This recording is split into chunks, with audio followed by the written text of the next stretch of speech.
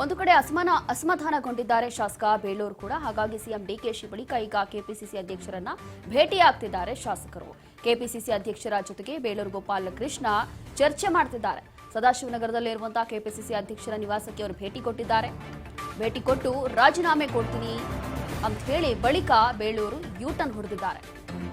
ನಿನ್ನೆಯೇ 10 ಗಂಟೆಗೆ ಹೋಗಿ ಅವರು ರಾಜೀನಾಮೆ ಸಲ್ಲಿಸ್ತೀನಿ ಅಂತ ಹೇಳಿದ್ರು. ನಿನ್ನೆ ಬೆಳಗ್ಗೆ 10 ಗಂಟೆಗೆ ರಾಜೀನಾಮೆ ಸಲ್ಲಿಸ್ತೀನಿ ಅಂತ ಹೇಳಿ ಹೇಳಿಕೆ ಕೊಟ್ಟಿದ್ರು. ಅದಾದ ನಂತರ ಈಗ ಎಲ್ಲ ಒಂದು ರೀತಿಯಾಗಿ ಫುಲ್ ತಂಡ ಹೊಡೆದಿದ್ದಾರೆ.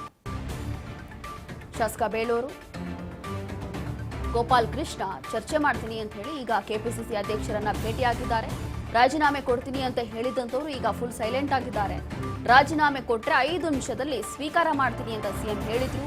ಸಿಎಂ ವಾರ್ನಿಂಗ್ ಬೆನ್ನಲ್ಲೇ ಬೇಳೂರು ಗೋಪಾಲಕೃಷ್ಣ ಸೈಲೆಂಟ್ ಆಗೋದ್ರು, ಯೂಟರ್ನ್ ಹೊಡೆದುಬಿಟ್ಟಿದ್ದಾರೆ.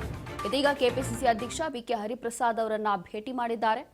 ನನಗೆ ಯಾವುದೇ ಬಂಡಾಯ ಇಲ್ಲ ಅಂತ ಹೇಳಿ ಮನವರಿಕೆ ಕೂಡ ಮಾಡಿದ್ದಾರೆ.